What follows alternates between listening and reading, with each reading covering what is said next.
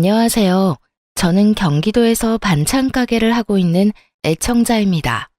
지금도 가게에서 열심히 사연들을 들으며 제 사연을 끄적이고 있는데요. 정말 들으면 들을수록 기가 막힌 사연들이 많더라고요. 세상은 넓고 여러 종류의 사람이 있다지만 어쩜 그렇게도 다양하고 파렴치한 사람들이 많은 건지 들을 때마다 놀라곤 합니다. 물론 저에게도 그런 파렴치한 인연이 있긴 했었어요. 그건 바로 다들 예상하다시피 시댁 식구들과 남편이었어요. 전 그런 남편과 이혼을 한 지 8년이 다 되어 가는데요.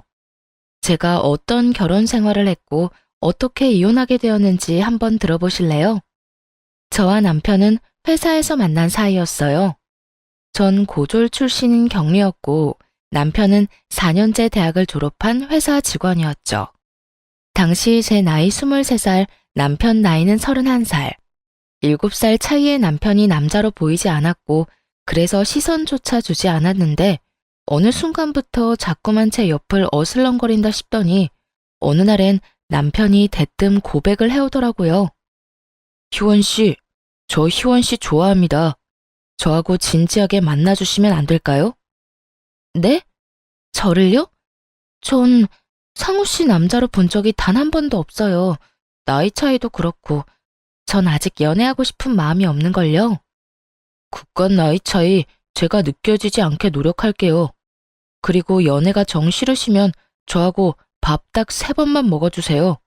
그 뒤에도 제가 싫으시다면 다신 이런 이야기 꺼내지도 않겠습니다. 결국 전 남편과 밥을 3번 먹게 되었고 그 뒤로도 이어진 적극적인 구애에 결국 연애를 시작하게 되었습니다. 연애를 하는 2년 동안 참 좋았습니다. 중학교를 졸업할 무렵 사고로 부모님을 잃고 늘 혼자였던 제게 든든한 내 편이 생긴 기분이 들기도 했어요. 남편은 연애하는 내내 저에게 큰 버팀목이 되어주며 끊임없이 저의 행복을 응원해 주었어요. 그런 남편을 보며 이런 사람이 내 남편이 되면 좋겠다고 생각을 했고 그렇게 저흰 결혼까지 하게 되었어요. 결혼 과정이 순탄하진 않았어요. 시댁에선 고아나 다름없는 제가 반가울 리 없었고 전 그런 시댁의 반응이 당연하다고 생각했으니까요. 아들, 아무리 생각해도 이건 아니다. 아무리 며느리 자리는 좀 낮춰서 데리고 온다고 한들 부모가, 아니, 이건 좀 아니지 않니? 엄마, 그런 말 하지 않기로 했잖아. 그리고 희원이 부모님이 일찍 돌아가신 게 희원이 잘못이야? 그건 어쩔 수 없는 사고였다고 그랬잖아. 보육원에서 자란 것도 아니고 희원이 부모님 희원이 사랑으로 키워주셨고 그래서 그런지 희원이도 따뜻하고 좋은 사람이야. 난 그런 희원이를 사랑하고. 그러니까 엄마도 그런 말로 희원이 상처 주지 마. 내가 많이 사랑하는 사람이야. 아니 이 녀석이. 하여튼 엄마는 이 결혼 좀 더 생각해 봐야겠다. 아무리 생각해도 걸리는 게 한두 가지가 아니야. 네, 알겠습니다. 저 역시 부모님이 반대하시는 결혼은 하고 싶지 않습니다. 부모님이 반대하시는 데엔 이유가 다 있다고 생각하는 주의라 어머님 말씀 잘 알아들었고 염려하시는 일 없도록 하겠습니다. 남편을 사랑하지 않았던 건 아니었어요. 하지만 반대하는 결혼은 저도 싫었던 터라 저 역시 결혼을 하지 않겠다고 했고 저를 도저히 포기할 수 없었던 남편이 시댁과 저를 오가며 끊임없이 노력한 끝에 결혼을 하게 되었습니다. 그렇게까지 반대하던 시댁도 결국엔 허락을 했으니 잘 지낼 수 있을 거라 생각했는데 그건 저의 착각이었어요. 결혼을 하고 난 후 시모는 결혼 허락이 무색할 만큼 저를 홀대하기 시작했어요. 처음엔 그 홀대가 참 무섭더라고요. 드디어 저에게도 가족이 생겼다고 생각하며 정말 친부모님처럼 모시고 살고 싶은 마음이 가득했는데 이런 저의 마음과는 달리 저에게 돌아오는 건 모진 홀대였으니까요. 나이가 어려서 애라도 빨리 가질 거라고 생각했더니 그것도 아니고 널 도대체 어디에다 쓴단 말이니? 고아나 다름없어서 보고 배운 것도 없어. 그렇다고 배우기를 많이 배웠나? 고작 고등학교 겨우 졸업해서 회사 격리나 하던 거 며느리로 받았더니 도무지 영 쓸 데가 있어야지. 내 원, 너 임신하려는 노력은 하고 있는 거지? 혹시나 하는 말인데 신혼생활 어쩌고 하면서 임신 미루고 있는 거면 당장 쫓겨날 줄 알아? 아니에요. 남편도 그렇고 저도 그렇고 임신하려고 노력하고 있어요. 그러니까 조금만 더 기다려 주세요. 넌 매번 기다려 달라고 하더라. 도대체 언제까지 기다리라는 말인지. 하여튼 난 분명 말했다. 버튼 생각하면 당장 쫓아낼 거라고. 네, 죄송해요. 그 죄송하다는 말도 이젠 지겹다 지겨워. 참 바보 같지 않나요? 쫓겨날 줄 알라는 으름장에도 아무 말도 하지 못하고 도리어 죄송하다고 하는 꼴이 지금 생각하면 참 한심하기 그지없지만 그때 전 힘들게 가지게 된 가족이 너무나도 소중했고 이런 대우는 참으면 안 된다는 걸 알지 못할 정도로 어렸습니다. 거기에다 결혼을 하며 일까지 그만두게 되었으니 저에게 조언을 해줄 사람이 곁에 없었던 것이었죠. 그야말로 단절된 생활 속에 반복되는 홀대. 어느 순간 그 모든 것이 익숙해지던 어느 날 새로운 가족이 생겼어요. 그건 바로 동서였어요. 동서는 저와는 달리 엘리트 코스를 거친 사람이었는데 직장도 좋은 곳이라 시집 오기 전부터 시모의 사랑을 한 몸에 받았죠. 결혼 전부터 예견되어 있던 차별은 동서가 시집을 오고 난 후 더욱 심해졌고 특히 명절날이 되면 저는 서러움에 밤새 울기 일쑤였죠. 저는 명절 전날부터 시댁으로 가 음식부터 시작해서 집안 대청소까지 하느라 몸이 부서질 지경인데 동서는 시집오고 첫 명절부터 차례 지내기 직전에 와, 밥만 먹고 바로 친정으로 가버리더군요. 돌아가기 전엔 꼭 제가 보란 듯이 시모에게 아양을 떨며 용돈 봉투까지 쥐어주면서요. 어머님, 이거 용돈이요. 아끼지 말고 필요하신 데 있으면 쓰세요. 모자라면 또 드릴 테니까요. 어머, 우리 며느리 마음 배포 큰 것 좀 봐라. 네가 맏며느리 자리로 들어왔어야 했는데 어쩌다 저런 물건이 맏며느리로 들어와서는 내가 저 물건 볼 때마다 한숨만 나온다. 에휴. 에이, 너무 그러지 마세요, 어머님. 그래도 형님이 살림은 잘 하시잖아요. 차례 준비도 그렇고 제사 준비도 그렇고 혼자서 척척 얼마나 잘 해내는데요. 그것도 못하면 그게 여자애야. 그거라도 했으니 아직 안 쫓겨나고 내 아들이랑 살 수 있는 게야. 하긴 그래도 저는 그런 형님 덕 보고 있어요. 형님 덕에 저도 명절, 제사 이런 걱정 없이 회사 생활 마음 편히 하고 있고 회사 생활 잘하니 어머님 용돈도 이렇게 많이 드릴 수 있고요. 그러니까 형님 너무 미워하지 마세요. 사람은 저마다 자기 위치, 자기 할 일이 다 있는 거 아니겠어요? 하긴 또 그렇긴 하지. 우리 바쁜 며느리 집안일이나 시킬 수도 없는 노릇이니 말이다. 우리 둘째는 어쩌면 이렇게 머리도 똑똑한지. 하나부터 열까지 마음에 안 드는 구석이 없다니까. 누구와는 전혀 다르게 말이야. 어찌됐든 얼른 가보거라. 친정에서 기다리겠어. 어차피 갈 거면서 동서는 얄밉게도 제 눈치를 살피더군요. 형님, 제가 먼저 가도 될까요? 하는 눈빛이 아닌 잘 보고 있지? 너랑 나랑은 달라. 받는 대접부터가 이렇게 다르잖니? 이런 의미가 가득 담긴 눈빛으로요. 찰나의 순간 의기양양한 눈빛으로 저를 살피던 동서는 시모에게 마음에도 없는 소리를 하기 시작하더군요.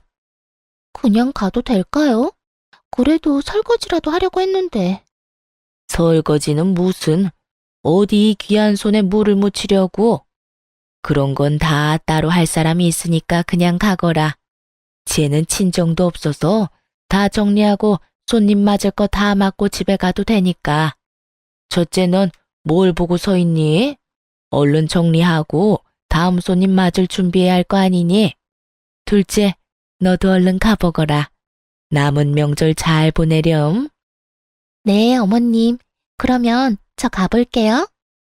뻔히 제가 옆에 있는데도 불구하고 제겐 인사 한마디 없이 가버리는 동서와 그런 동서를 버선발로 배웅하는 시모. 저는 점점 지쳐갔고 그런 지친 저에게 유일한 숨 쉴 곳은 남편이었는데 남편 역시 변해가기 시작하더군요. 아, 힘들다. 역시 우리 집이 최고야. 명절을 무사히 보내고 집에 도착한 제가 한 말은 딱 이 말뿐이었어요. 그런데 남편이 그런 저에게 다짜고짜 소리를 지르며 짜증을 내기 시작했어요. 당신만 힘들어? 나도 힘들어. 왜 당신은 매번 일을 똑바로 못해서 엄마한테 싫은 소리를 듣는 거야? 당신이 그렇게 혼날 때마다 나도 스트레스 받는다고. 알아? 제가 혼이 나든 말든 앉아서 음식 간이나 지적하던 남편놈이 이런 말을 하니 참 진정성이 느껴진다 싶더라고요. 시댁을 나서는 그 순간까지도 하하호호 웃던 놈이 누구인지 남편은 단 하나도 기억나지 않는 듯 하더군요. 기막혀 정말? 당신 지금 그걸 말이라고 하는 거야?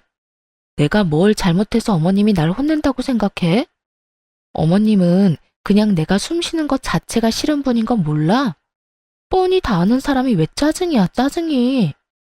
그리고 당신이 힘들면 얼마나 힘들고 스트레스 받으면 얼마나 받는다고. 아깐 입이 귀에 걸려서 하하호호 웃었냐? 정신이 나갔지? 난 당신 집에 가면 미소는커녕 감정이 사라져. 사람을 그렇게 멸시하고 상처 주는데 내가 감정이 남아있겠어? 스트레스? 정작 힘들고 스트레스 받는 사람이 누군데? 불만이 많은가 보다. 그렇게 불만 많으면 진작 엄마한테 그렇게 말하지 그랬어. 우리 집에선 입 꼭 다물고 일만 하더니 내가 미쳤었지. 너 같은 여자가 뭐가 좋다고 애걸복걸하면서 결혼까지 했나 몰라. 재수 씨 좀 봐라. 능력 좋지. 능력 좋으니까 돈 잘 벌지. 자존감 높으니까 똑소리 나지. 무엇보다 엄마가 얼마나 예뻐하냐? 내가 내 발등 찍은 거지 뭐. 누가 할 소린데? 나도 마찬가지야. 당신이 이런 남자인 줄 알았으면 난 결혼은커녕 당신 만나지도 않았다고. 그래? 잘 됐네. 같은 마음이라. 어이가 없더라고요. 싫다는 사람 설득하고 애원해서 결혼한 사람이 누군데 저딴 말이나 해대는 것인지 섭섭한 마음이 들기도 했고요. 그간 남편 하나만을 보며 참았던 전 남편의 모진 냉대 앞에 믿었던 만큼 실망감도 컸고 또 그만큼 오만 정이 떨어져 버렸습니다. 그간 너무 참고 살았던 탓일까요?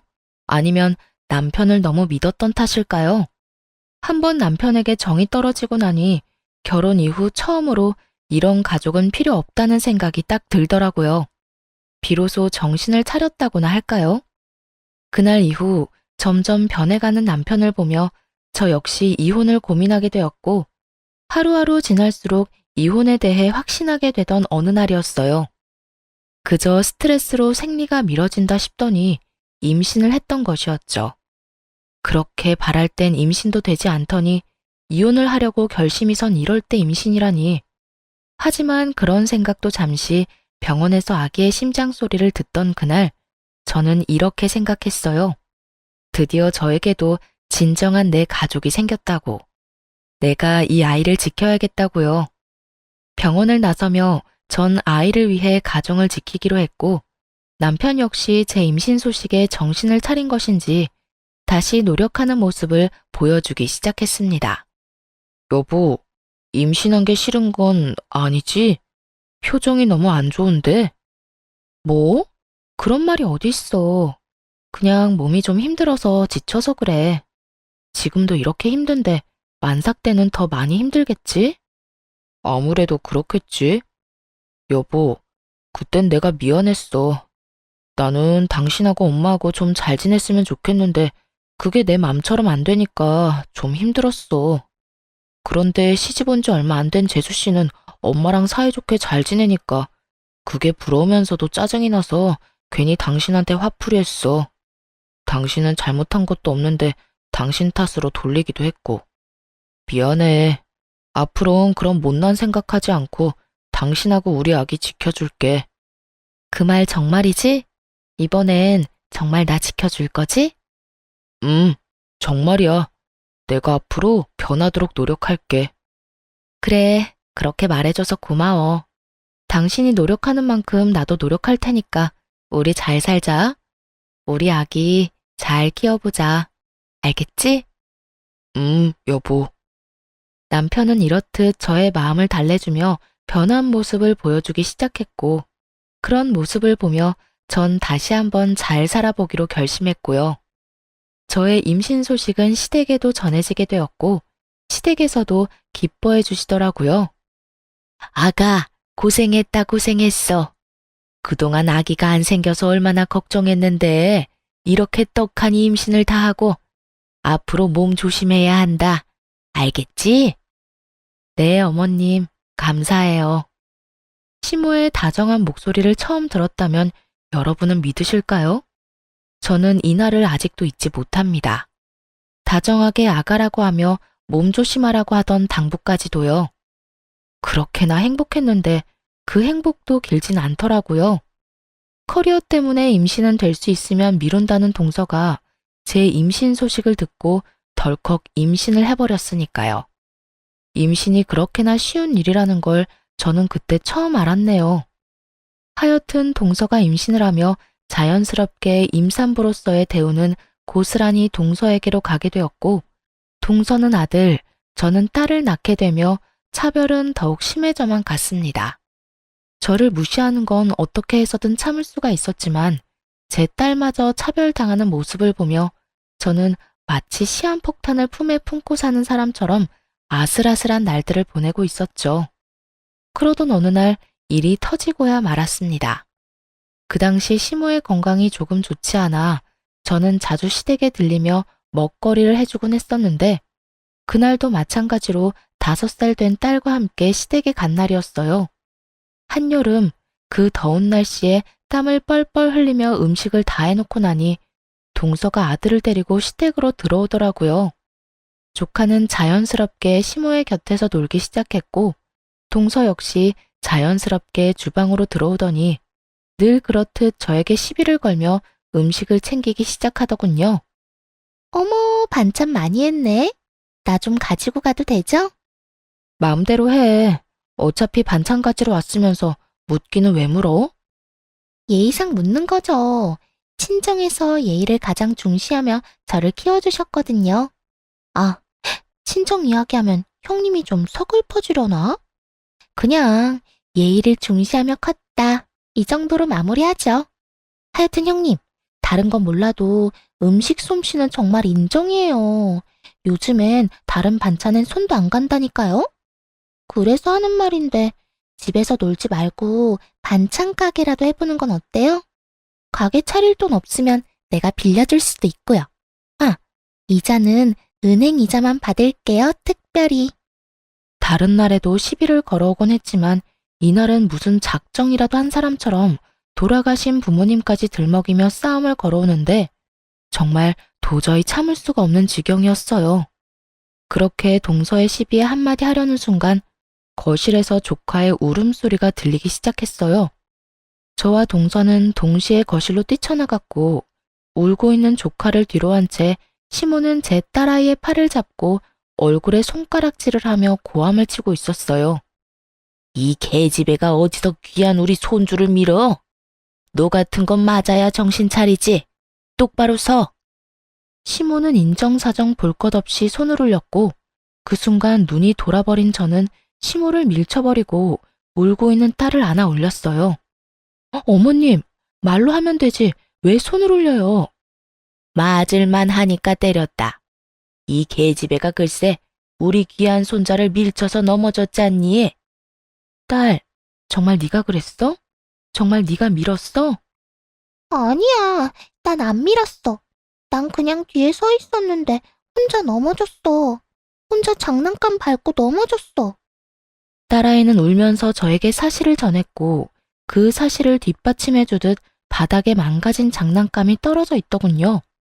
어머님, 사실 여부는 확인하고 애를 잡든가 했었어야죠. 아니라고 하잖아요. 아니 형님, 해도 해도 너무하네. 아무리 자기 딸이라고 해도 그 말을 다 믿는 거예요? 누가 봐도 거짓말하는 거잖아요. 동서 눈엔 저기 다 망가진 장난감 안 보여? 동서 아들 발밑에 떡하니 있네. 아들이 울고불고 난리치니까 눈이 멀었니? 장님이 돼버렸어. 상황 파악 못하고 소리 질러대지 말고 그 입 다물어. 진짜 눈알 돌아버리게 화난 사람은 지금 따로 있으니까. 처음이었습니다. 시모에게 그렇게 큰 소리를 친 것도, 동서에게 그렇게 거친 말로 화를 낸 것도요. 이런 저의 반응에 놀란 두 사람은 제 말에 반박하고 싶어 머리를 굴리는 듯 했지만, 이렇다 할 말이 생각나지 않는지 저의 아픈 곳인 부모님을 들먹이며 제 속을 긁기 시작했어요. 어머 형님, 무슨 말을 그렇게 거칠게 하세요? 몰상식하게 눈알이 뭐예요, 눈알이? 그러게나 말이다. 이래서 내가 고아 며느리는 싫다고 했던 게야. 부모님 다 돌아가시고 뭘 보고 배웠겠어? 지금도 봐라. 어른 앞에서 소리나 버럭버럭 질러대고 손아래 동서한테 그딴 저급한 말이나 짓거려대고. 그러는 어머님은 얼마나 가정교육을 잘 받았길래 저한테 그렇게 하는 건데요? 말끝마다 고아 타령은 기본에 만날 때마다 사람 차별하는 그거. 그게 정말 몰상식하고 저급한 행동이란 거 모르세요? 그리고 동서도 그래. 내가 그래도 손윗사람인데 몰상식? 말이 거칠어? 내가 오죽했으면 동서한테 그런 말까지 했을까? 제발 본인 행동이나 잘하고 남 행동 지적해. 알겠어? 저는 그간 쌓였던 울분을 토해내듯 화를 냈고, 그런 제 모습에 동서는 욕을 섞어가며 화를 내더라고요. 내가 뭘 어떻게 했다고 이래라 저래라야? 그러는 네 행동이나 똑바로 해. 사회에서 만나면 눈도 못 마주치련 그래도 형님이라고 형님 대접해줬더니 뭐? 내 행동이나 똑바로 하라고? 어디서 꼴 같지도 않게 고아가 행동 지적이야. 연? 보아하니 욕이 들어먹고 싶어서 안달한 것 같으니까 소원대로 해줄게. 야 이년아, 내가 고아인데 네가 보태준 거라도 있어? 우리 부모님 착오로 한날 한시에 돌아가셨는데 보태준 거라도 있냐고.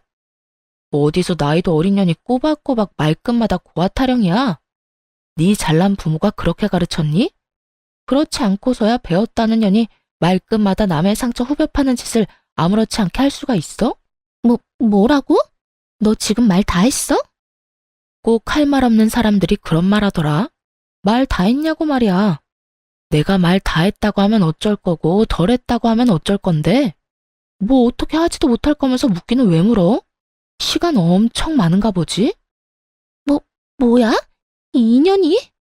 할 말이 없으면 그냥 안 하면 되지 왜 욕을 하고 그런데? 누가 욕하면 무서워할 줄 알아?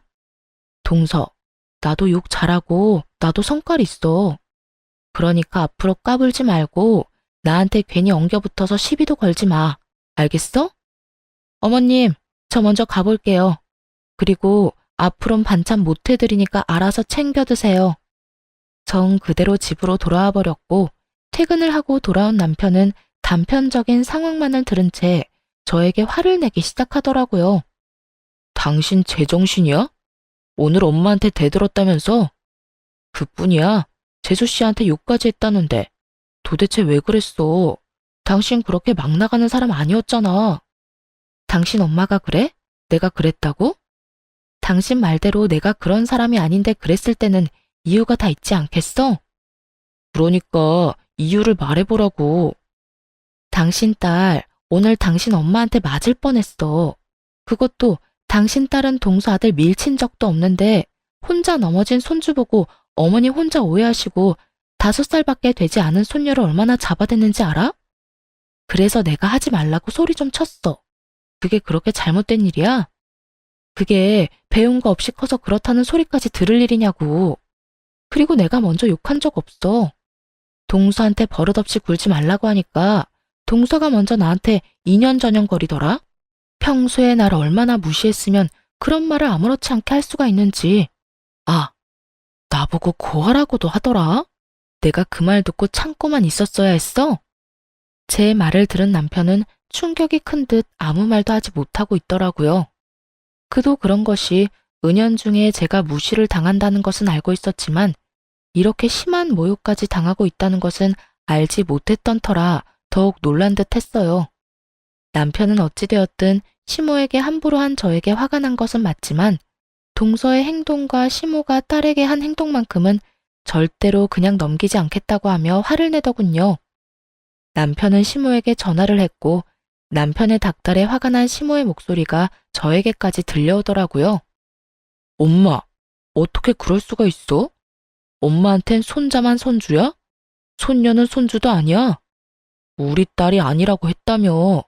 우리 딸이 민 거 아니라고 했다는데 어떻게 그 어린애를 무식하게 밀어대? 그래, 그 점은 내가 오해했어. 그래서 미안하게 생각하고 있고. 그런데 사람이 살다 보면 그럴 수도 있는 거지.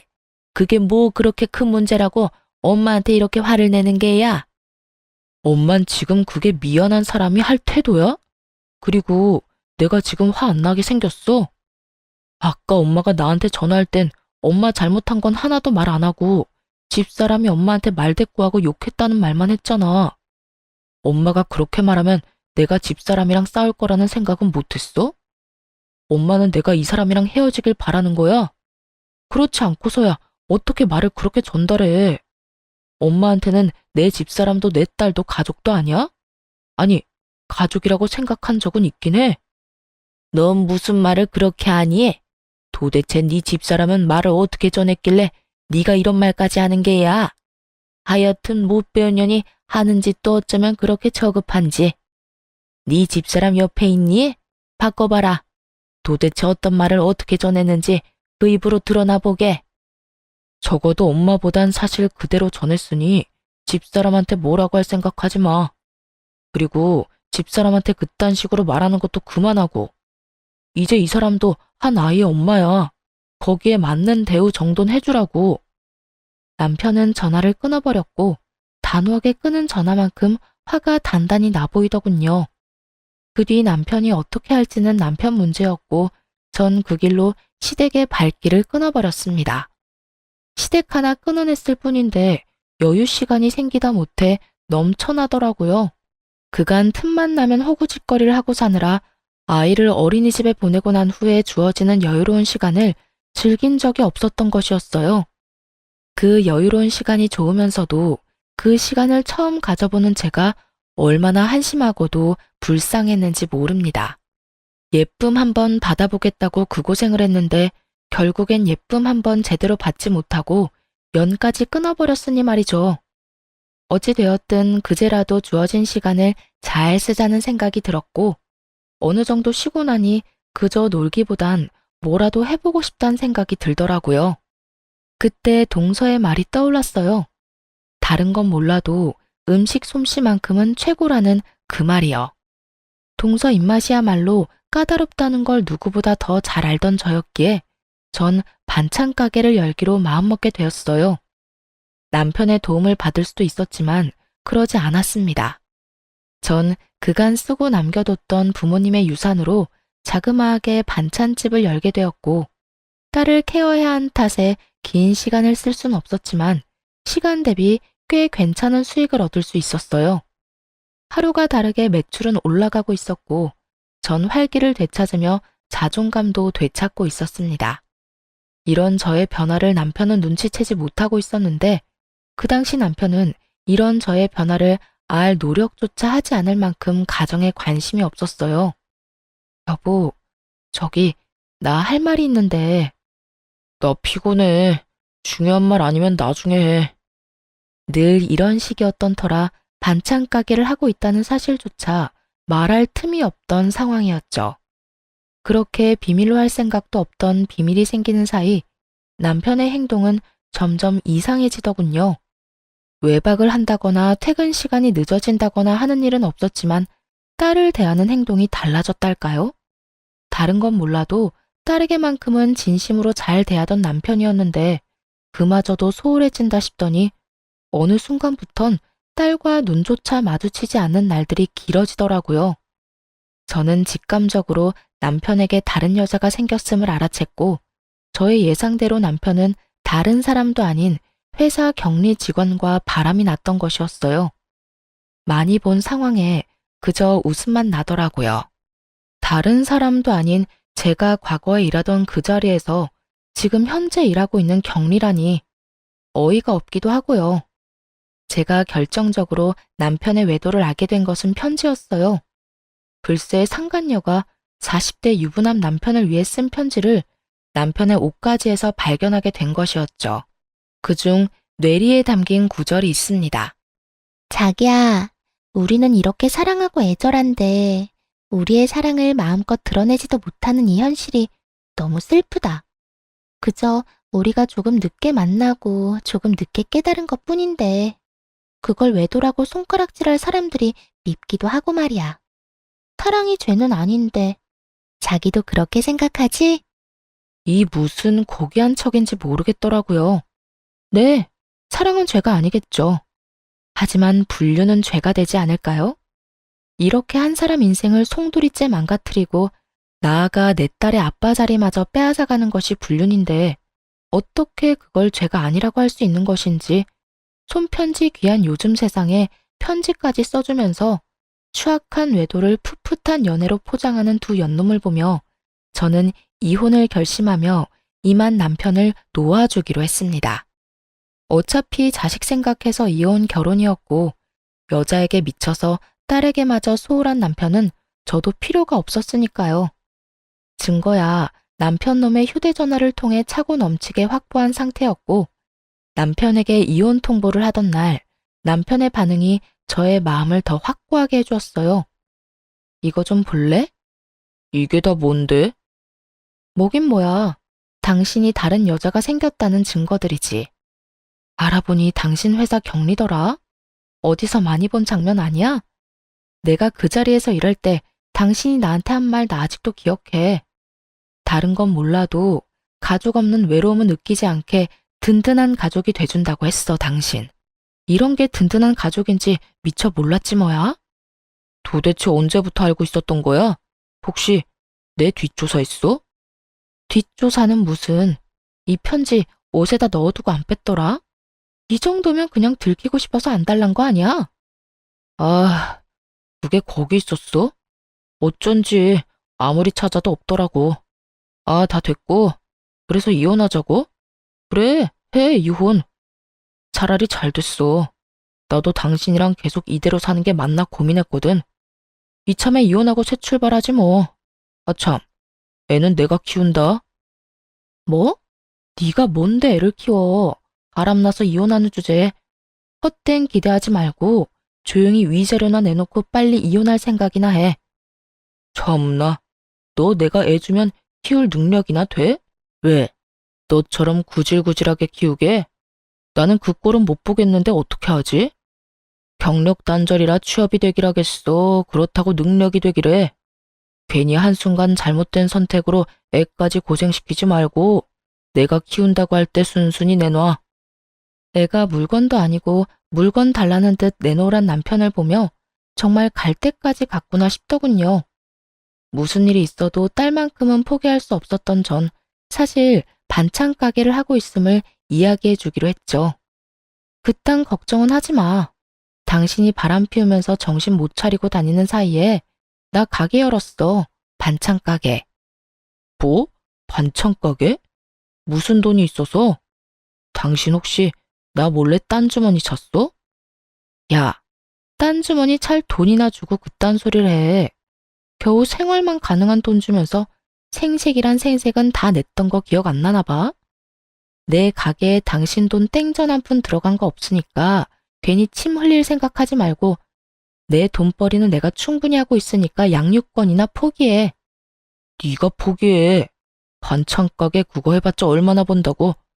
언제 망할지도 모르는 반찬 가게 뭐라고 내 딸을 데려간다 만다야. 망하라고 아예 고사를 지내지 그래? 어찌됐든 다른 여자의 미친 남자한테 나 역시 내 딸 보낼 생각 없으니까 그냥 소송으로 해결해보자. 둘 다 포기가 안 되면 소송이라도 해야지. 이렇듯 남편과 전 한치의 양보도 없었고 결국 소송으로 양육권을 가져오게 되었습니다. 큰 소리치던 남편은 양육권, 재산 분할, 위자료, 그 어떤 것 하나 자기 뜻대로 되지 않자 항소했지만 그 역시 결과는 같았습니다. 상간녀 소송 역시 큰 금액의 위자료를 받을 수 있었고요.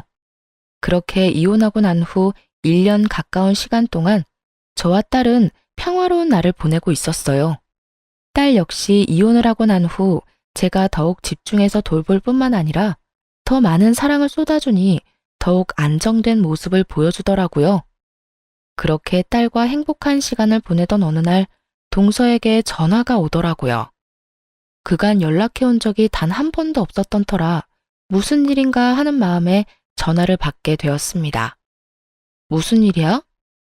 형님, 요즘 왜 이렇게 연락이 뜸하세요? 무슨 일 있으세요? 아주버님도 그렇고 형님도 그렇고 연락도 없고 시댁에 오지도 않아서 전화해 봤어요.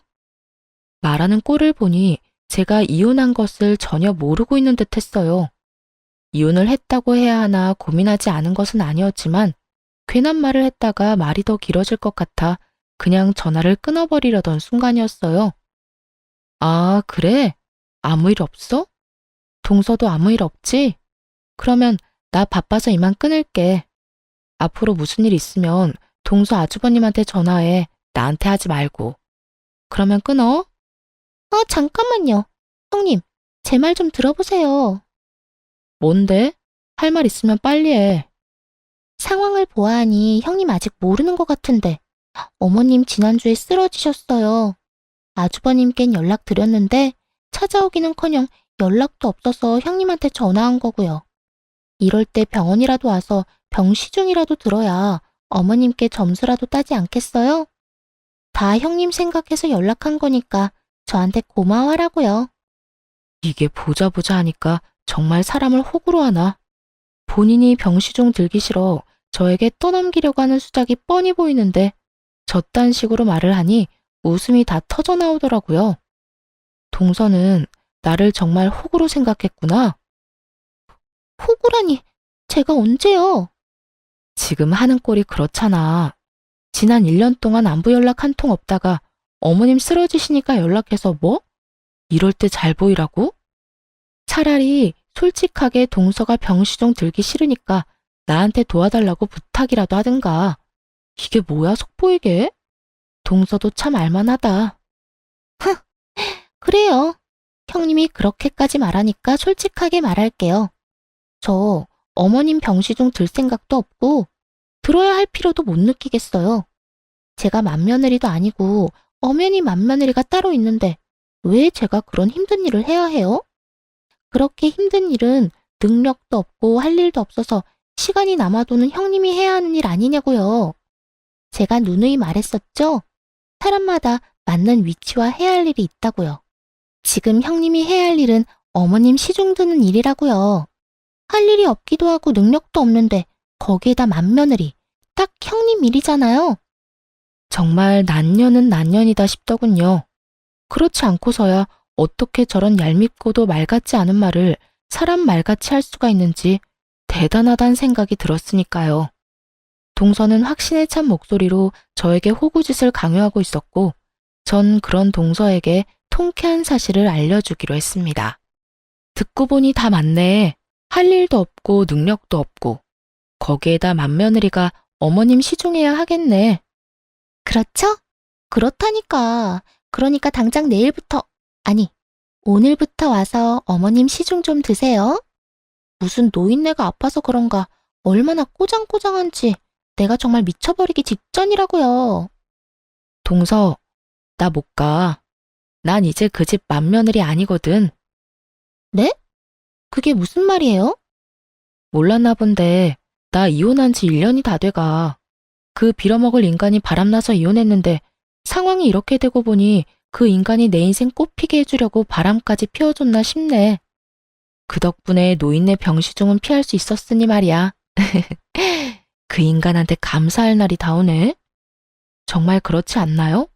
만약 그때 남편이 바람을 피우지 않아 이날 이때껏 살고 있었다면 제가 꼼짝없이 그 병시중을 들어야만 했을 텐데 하필 그 타이밍에 저에게 딱 들켜 이혼을 해버렸으니 말이에요. 그 순간 얼마나 기분이 좋은지 저는 신나게 웃어버렸고 동서는 믿을 수 없다는 듯 고래고래 소리를 지르며 발악을 하더라고요. 지금 웃음이 나요? 지금 이 상황이 웃기냐고. 누구 마음대로 이혼하고 난리야? 바람 피운 게 뭐 대수라고 이혼을 했냐고. 이제 어떻게 해.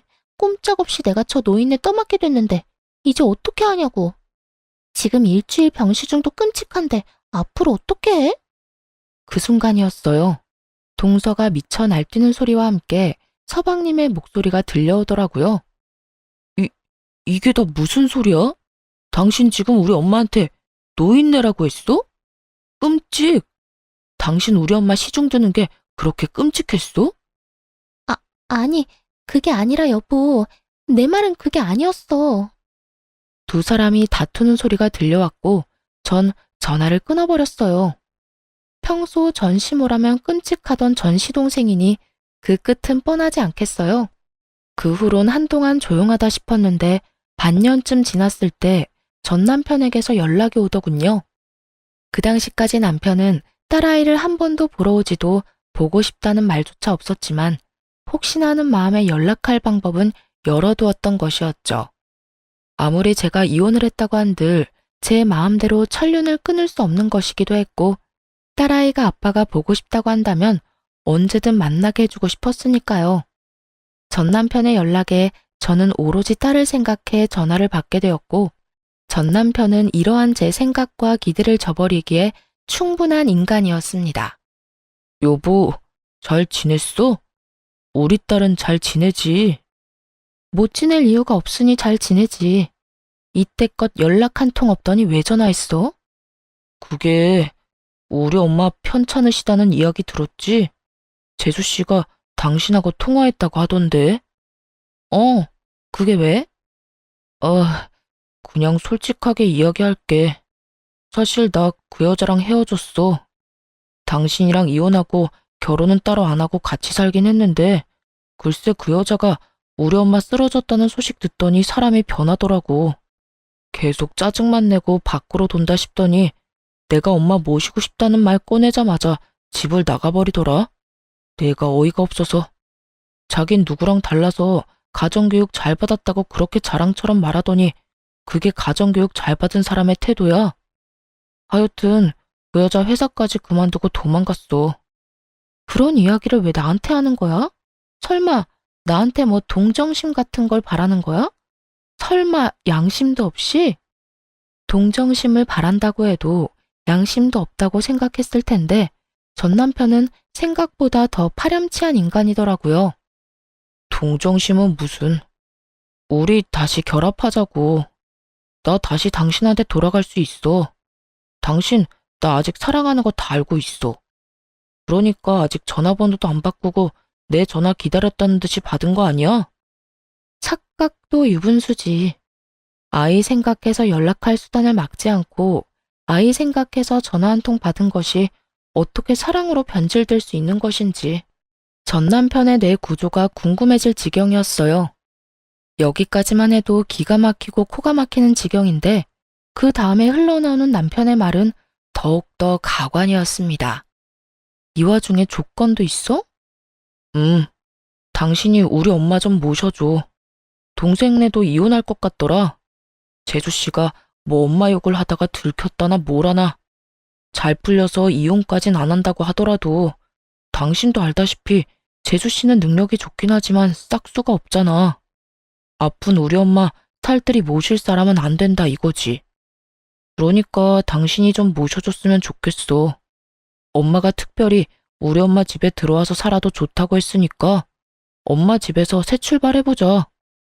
얼마나 의기양양하게 큰 인심 쓴다는 듯 이야기하는지 모르는 사람이 본다면 제가 제발 같이 살아달라고 죽어라 매달리고 있는 상황이라 착각할 만큼 당당하더군요.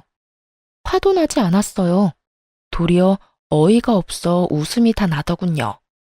저는 한바탕 크게 웃어주곤 남편에게 이렇게 말해주었습니다. 야, 정신 차려. 머릿속에 얼마나 꽃받치면 그딴 말도 안 되는 생각을 하고 있는 거야? 요즘 드라마 작가라도 하니? 어디서 이상한 막장 결말을 쓰고 있어? 뭐? 너 지금 말 다 했어? 내가 돌아가 준다고 하면 고맙다고 절은 못할 망정 뭐? 정신 차리라고? 나라고 네가 좋아서 돌아간다는 줄 알아? 다 네가 불쌍해서 그런 거야. 부모도 없고 애 혼자 키우는 이혼녀. 누가 봐도 불쌍한 너한테 내가 큰 인심 쓰는 거라고. 야, 이 미친놈아. 그딴 인심 필요도 없거든? 마지막으로 한 번만 말할 테니 잘 들어. 네가 돌아오고자 하는 네 가정은 이제 없어. 진작 우린 끝났고 끝난 관계에 다시 시작은 없다는 말이야. 그러니까 네 엄마는 네가 알아서 모셔. 정 안 되면 요양원에 모시던가. 그 김에 너도 입원 좀 하고. 착각도 그 정도면 중증으로 보이니까. 아참, 그리고 내가 네 연락을 받은 건 내 딸 때문이었어. 나한텐 네가 갈기갈기 찢어 죽여도 모자란 놈이지만 내 딸한텐 아빠니까. 그런데 너 하는 꼴 보니까 이젠 다 필요 없겠다. 나 전화번호 바꿀 거야. 그리고 내 딸도 너 같은 아빠는 보고 싶지도 않다고 하니 앞으로 다신 연락 닿는 일 없도록 하자. 혹여나 길거리에서 마주치더라도 아는 척도 말고. 그게 네가 할 수 있는 아빠로서의 마지막 일이라고 생각하고 우리 좀 잊고 살아. 전 전화를 끊어버렸고 바로 번호를 바꿔버렸습니다. 혹시 모르는 상황에 대비해서 전 남편의 번호 역시 차단해버렸고요. 그렇게 인연은 끊어졌고 7년이란 세월이 지났네요. 하루하루는 참 길었는데 돌이켜보니 시간 참 정신없이 빠르게 흘렀다 싶어요. 딸은 어느새 중학생이 되었고 사춘기가 오는가 싶더니 요즘엔 또 사랑스러운 딸의 모습으로 돌아왔어요. 친구들과 시간을 보낼 때도 있지만 꽤 많은 시간을 가게로와 저와 함께 시간을 보내주기도 하는 마음 깊고 착한 딸입니다. 전 늘 딸에게 아빠가 보고 싶다면 엄마는 신경 쓰지 않고 만나라고 하지만 딸은 그저 웃을 뿐 따로 아빠를 만나고 있는 것 같진 않아요.